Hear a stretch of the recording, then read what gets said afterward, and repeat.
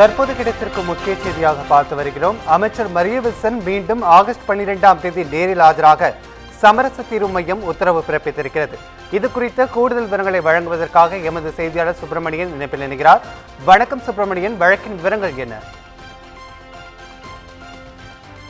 தமிழக நிதியமைச்சர் மரிய வில்சன் மற்றும் அவரது சகோதரர் மரிய குலோத் இடையேயான குடும்ப தகராறு தொடர்பான வழக்கில் சமரச பேச்சுவார்த்தையில் தீர்வு எட்டப்படாததால் இருவரும் வரும் ஆகஸ்ட் 12ஆம் தேதி மீண்டும் நேரில் ஆஜராக வேண்டும் என்று சென்னை உயர்நீதிமன்ற சமரச தீர்வு மையம் உத்தரவிட்டுள்ளது.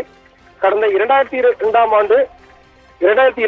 ஆண்டு ஆகஸ்ட் 8ஆம் தேதி புதுச்சேரி எழில் நகரில் வசித்து வரும் தனது சகோதரர் மரிய குலோத்தின் வீட்டின் கதவை உடைத்து உள்ளே நுழைந்து மரிய குலோத் மற்றும் அவரது மனைவி கொரோலினாவை தாக்கியதாக அமைச்சர் மரிய வில்சன் மீது லாஸ்பேட்டை காவல்துறையினர் வழக்கு பதிவு செய்துள்ளனர். இந்த வழக்கு தற்போது புதுச்சேரி குற்றவியல் நீதிமன்றத்தில் நிலுவையில் உள்ளது.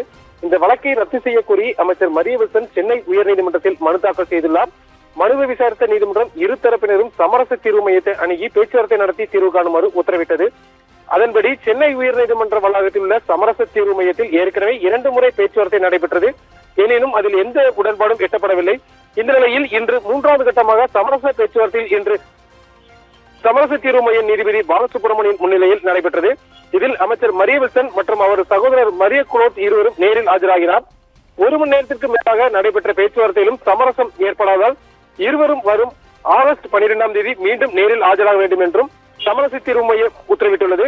விசாரணையை ஒத்திவைத்தது வழக்கறிஞர் ஆஜா மொஹிதீன் கிஸ்தி இதனை தெரிவித்துள்ளார். ராஜேஷ்,